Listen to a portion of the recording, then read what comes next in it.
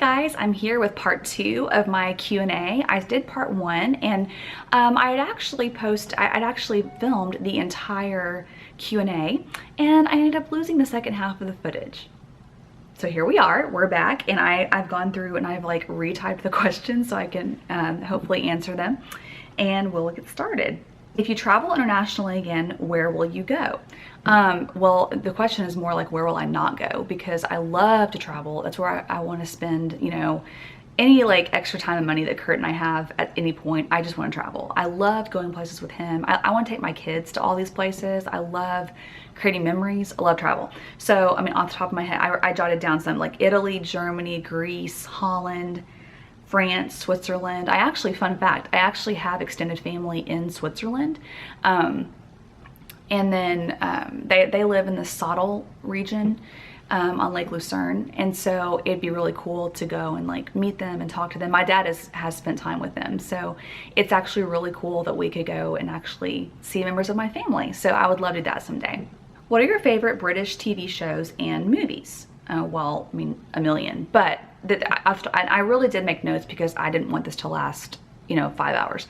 But the ones I thought of off the top of my head were Call the Midwife, Austenland, which is like, it's a Carrie Russell movie, and so it's not like, I don't know, it's like set in, it's hard to explain, but Austenland, I've just always thought it was really, really funny for some reason. So that's one that I like. Emma with Gwyneth Paltrow, Poldark, I love it.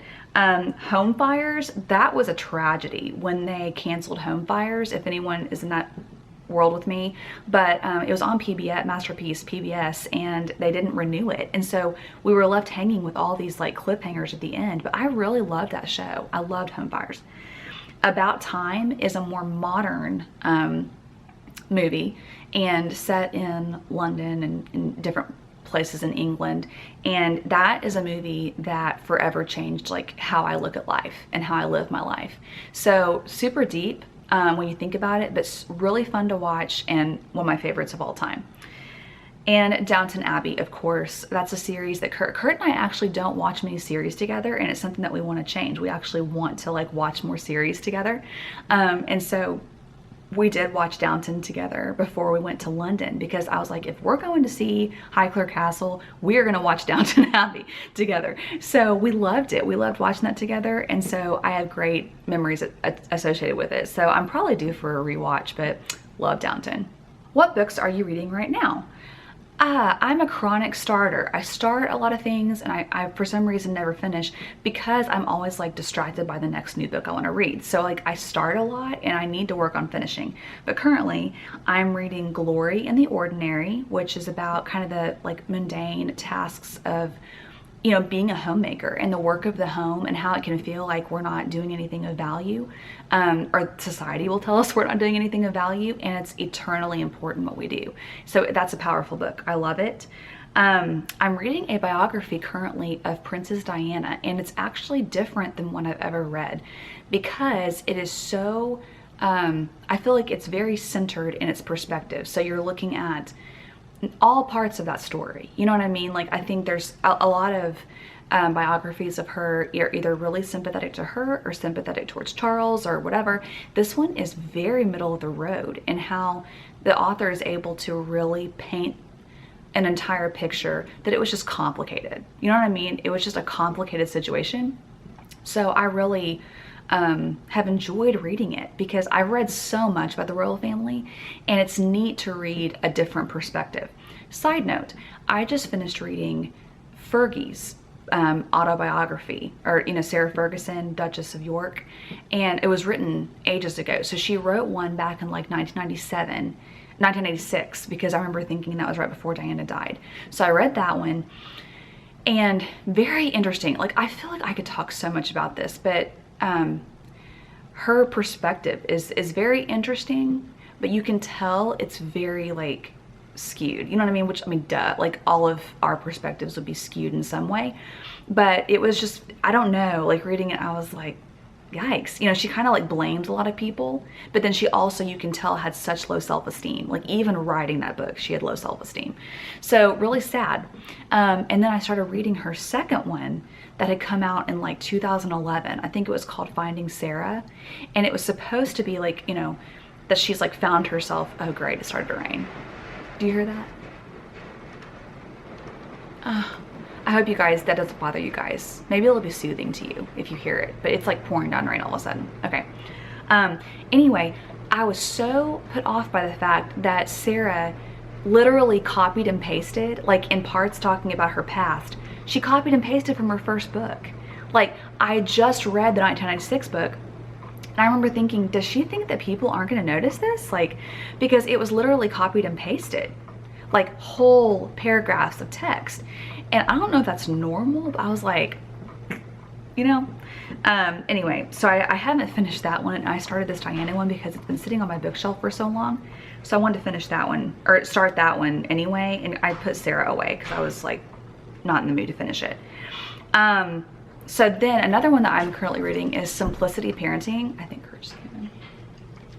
Anyway, Simplicity Parenting, and it's by a therapist, and not necessarily, I don't think that they are a Christian or anything, but it's about the whole concept of paring down how you parent. So like very little technology, very little activity, just simplifying toys, simplifying in all avenues for your children. And what this therapist noticed was when kids were in crisis, when they went about this method of just stripping down things and becoming super simple in their lifestyle, it completely transformed the child. And so it's a fascinating read of just of what I think Kurt and I take that approach in a lot of ways, but then hearing it kind of from a different perspective of like a non-Christian, like this is good for kids' minds, you know what I mean? Like, so hearing it from that perspective was really cool. So that's a great book. And like I said, I have a ton going, but I need to just work on my list of like finishing books. I have a whole bookshelf of ones that I've bought that intend to read, but just haven't. So working on it. What are your personal feelings about Meghan Markle and how she joined the royal family? I love her. I think I mentioned this in my royal wedding video that I did. I think that she brings a real warmth and, I don't know, authentic feel to the family.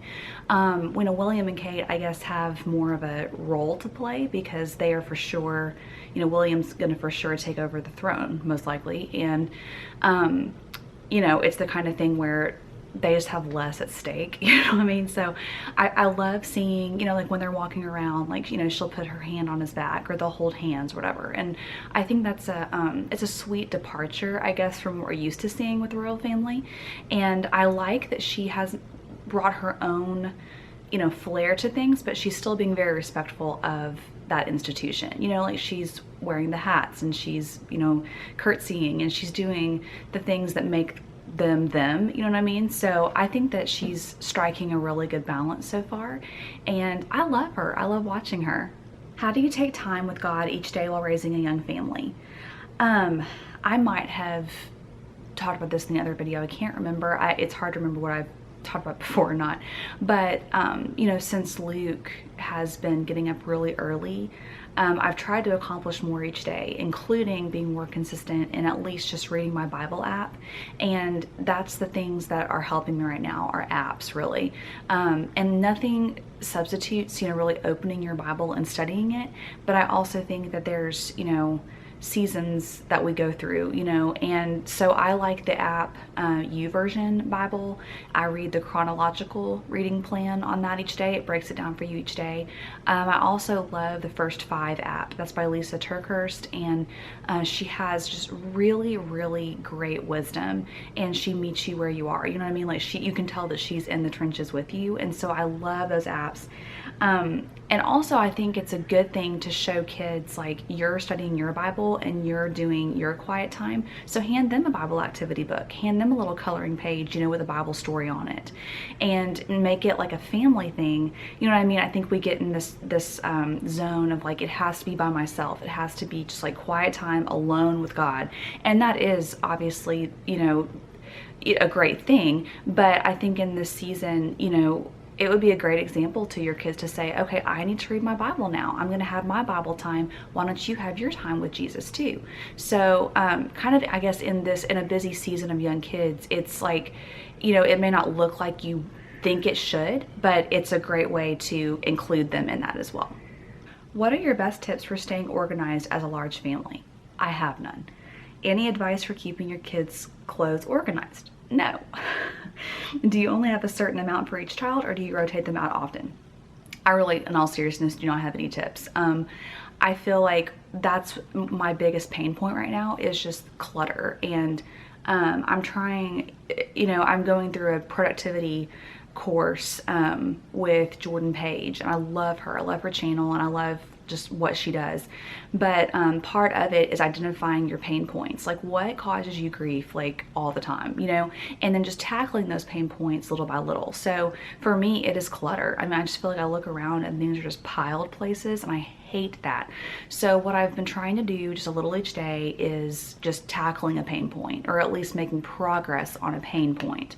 And that's been really helpful. Like today, for instance, I'm gonna have Kurt help me hang some hooks in our laundry room for the kids' like church backpacks, because they're just sitting around, and you know, it would be so helpful just to like hang them up off the floor and like off a flat surface. So things like that, just like identifying a pain point and then just trying to work with it, you know, like come up with a solution as best you can and work towards that. As far as the kids' clothes, I think I said this earlier, I just get really cheap play clothes, and I get just a couple of nicer things for church and restaurants and things like that. And then as far as like organizing the clothes with Liam in particular, and I'm gonna do this with the girls as well, I've put him on like a bin system in his closet, and it's just literally like bins on the floor of his closet. One is for pajamas, one is for tops, one is for pants, and so it's technically kind of a no fold system, you know, like we just kind of put him in the bins. And for his play clothes, I mean, why would you, it's like I was wasting time just folding stuff that never stayed folded, you know what I mean, and didn't need to be folded. So that's just one thing that we're trying, and I'm probably gonna do the same for the girls, because it seems to be working pretty well for him, and I think it's just less frustrating. So that's all I got. Do you still have future plans to move to London one day? Yes, I would like to say yes. I mean, nothing firm in stone, but Kurt and I talk about that a lot, you know, how we could make that happen one day. It's kind of there's two sides to that coin, because on one hand, I would love to be able to do that when the kids are young enough to go with us, and like we have that time as a family, and we can spend time together. But then at the same vein, like it's just, I know that it's probably going to be something that happens when Kurt either retires or, you know, has a lot more flexibility with his work, to take, you know, way bigger chunks of time off to go live over there. I don't know. So I don't know what that will really look like, but that is something that we're holding on to. And I think that that's a good thing, you know, to project and say like, you know, what's a crazy thing that we would love to do, and we would love to live over there just for the experience and the culture of it, and you know, just living differently, doing something, you know, different. So yes, that is still in our plan, even though no firm plans are made. That is for sure something that we are hoping to do in the future. How's your brother doing? I know he left for the Air Force, but haven't heard any update. Hope all is well. Thank you so much for asking. My brother is doing amazing. For those that don't know, he worked super hard, and he was selected to enter into the Air Force as an officer. So he bypassed, you know, more of the basic training types of things, and he entered directly as an officer into officer training school. So he graduated that, and he was selected to be a pilot, and so he is going to be piloting with the U.S. Air Force. He is actually in Mississippi right now for his flight training. So he's doing that, and it's been so neat to see just how hard he's worked. Our family could not be more proud of him. I mean, we just like burst with pride. I don't know, just at how hard he's worked, and people have asked about him and prayed for him, and it just means so much, like to me, and also I know to him. And my sister on social media the other day, like we were talking, so we posted a picture of him. For some reason, I think that he had done his first solo flight. He had just done his first solo, and Alyssa, my sister, posted something, and it was perfect. She said, like when it comes to my family, their dreams become mine. And that's exactly how my family is and how we feel. You know, like we've all been invested in this dream with him. And so watching him actually play it out and seeing all of that hard work pay off is incredible. And he has gotten great remarks from his instructors. And so he's obviously like where he needs to be, and he's found his niche. And we're just, we love him so much, and we're so proud. And I just appreciate you guys thinking about him and praying for him whenever you think of him. There's obviously like uncertainty with him being in the military, like what that will entail for him, but watching him do something he's passionate about, it is really exciting, you know? And so it's been good for me, and I think all of us, and just letting go and saying like, this is his dream, this is what he needs to be doing. So thank you for asking. He's doing amazing, and we love him so much. What are your most interesting family traditions with your family, and also that you had with your parents and siblings?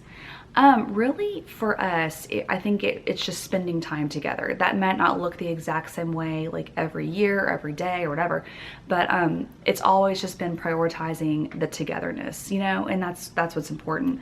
As far as growing up, my family always did family devotionals together before bed, or like in the evenings. We would just gather and my dad would read a devotional and we would pray together.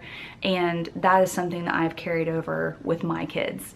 And that's just something that's very grounding for our family, and it's definitely a routine, and it's what we do, you know, it's a rhythm of our life. And that's something I took from my childhood. And also my mom would pray over me and my siblings individually every single night before we went to bed. So that was like the last thing that we heard, was her praying for us. And that's something that I try to do for my kids as well. And you know, literally until the night before I got married, my mom prayed over me, you know, and so it's really special, and it's something that I hope my kids can carry with them too.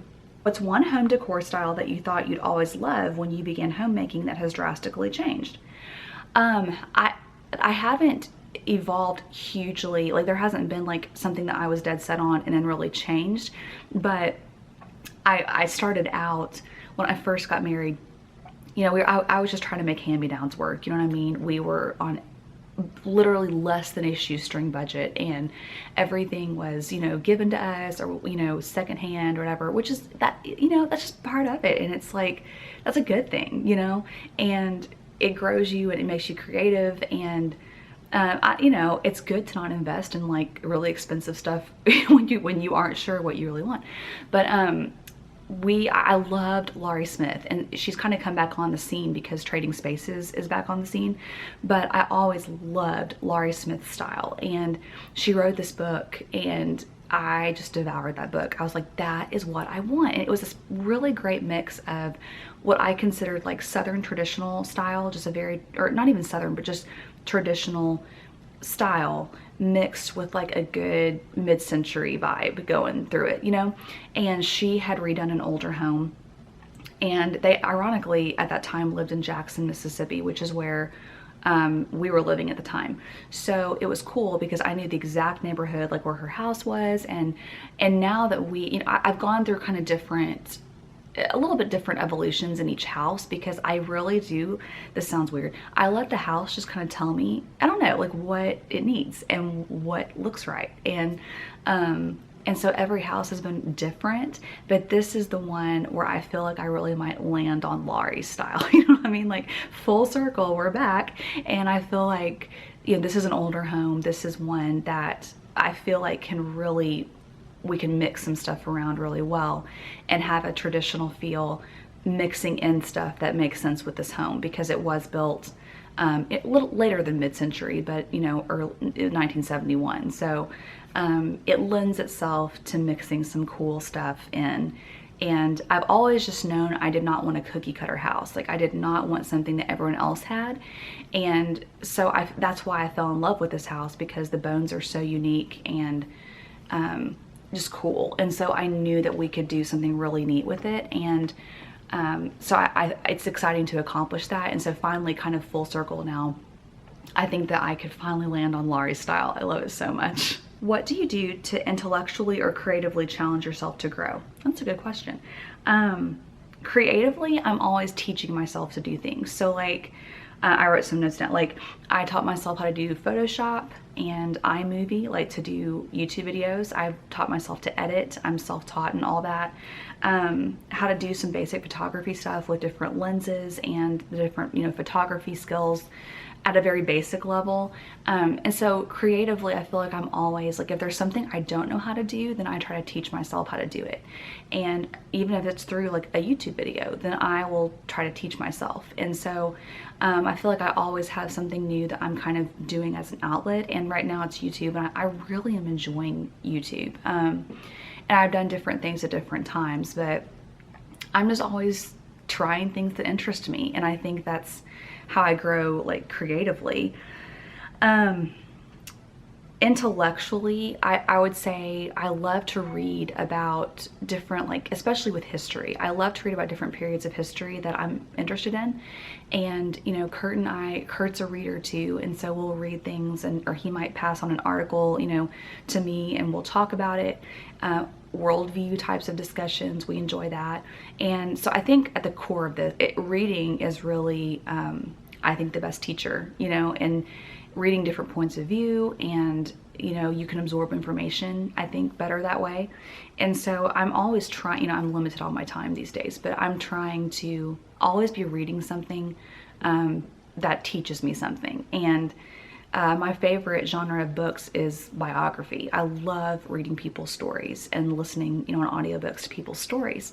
So that might not be a traditional, like, intellectual answer, but I think that there's a ton of takeaways when you just listen to someone's story, you know? So that's how I would answer that. Would you consider private schools or public schools for the kids as they get older if they desire, or if you want to concentrate more on being a mama and not teacher? I've seen many mums do this. Yes, we've always said, depending on each child and each season of life with them, we will, you know, make the decision that we need to. Right now, homeschooling works for us, and our kids all seem to be doing well with that. But we're always evaluating that and talking about it, and we're for sure open if we need to make a change. But for right now, homeschooling is like a great fit. So you definitely seem to love the royal family, even though they aren't very religious, i.e. living together before marriage, etc. Do you have thoughts on that? Yeah, I have thoughts on that. My only thought is that, like, if I only enjoyed people or talked with people or followed people that were exactly like me and made the same decisions as me, I would never grow. I would never open my mind. I would never have things to think about. You know what I mean? I would never, I would miss out on a lot of great people and a lot of great and enjoyable things, you know?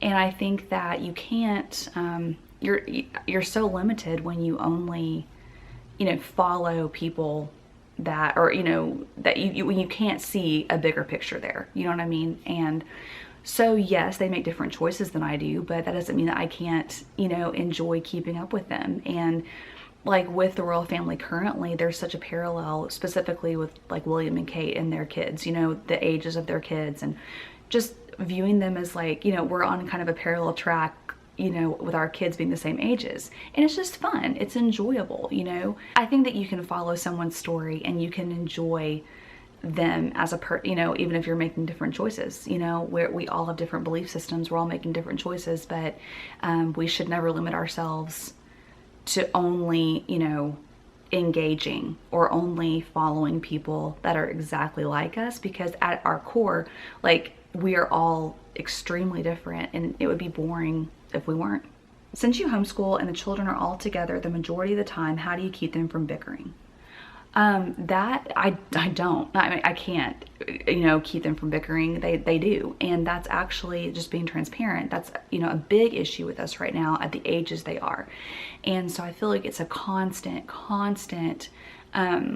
battle. I mean, really, when you think about it, it's a constant battle of trying to get your kids to get along and love each other and treat each other with kindness and respect. You know, the big thing that I try to do is, you know, I don't blanket discipline. This is another thing, I think, another question that came up, but I try to look at each child individually, you know, and really see beyond what the fight is about, you know. you know, is there an insecurity that's coming up? Is there, you know, a pressure point that's being pushed? You know, stuff like that. I always try to make my kid, like when it's at its fever pitch, I sit them down and I make them say, here's what I love about the other person, to their face, like looking at them saying, I love this about you. And you'd be amazed at like how either they get the giggles or they'll, you know, or it just changes their demeanor. And it may last just 2 minutes, but at least we've broken the cycle. You know what I mean? Like sometimes all you need is just to break the cycle of fighting. And so that's a way that I encourage them to just look at the person and say like, yeah, we might not be getting along right now, but I love this about you. And that's frankly like something that I try to do as an adult. You know what I mean? Like I might not agree with somebody, or I might be irritated by something, or something hurts my feelings or whatever.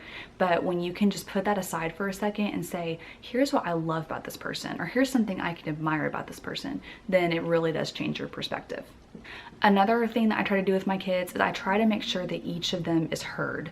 I think there's nothing more frustrating than not being able to express what you're trying to say and feeling like, you know, you're not being listened to or heard. And so it's constantly, you know, he said, she said, or she said, or whatever, you know. And so sometimes you don't know, like you have no clue who started what and whose fault it really is. And so when that happens, I just try to hear both people say their piece and say, I get, like, validate their point of frustration. So saying like, I totally understand why that makes you mad. That would make me mad too. But here's what I'm trying to make you see. Like, so-and-so feels this way. So let's see, you know what I'm saying? Like hearing and validating what they're saying while also saying, yeah, but you can't hit somebody. You know what I mean? Like you may be like upset, but you can't lash out. You know, that's life skill, you know, 101. So it's different every day and I am fighting it along with you. So we're in the trenches together.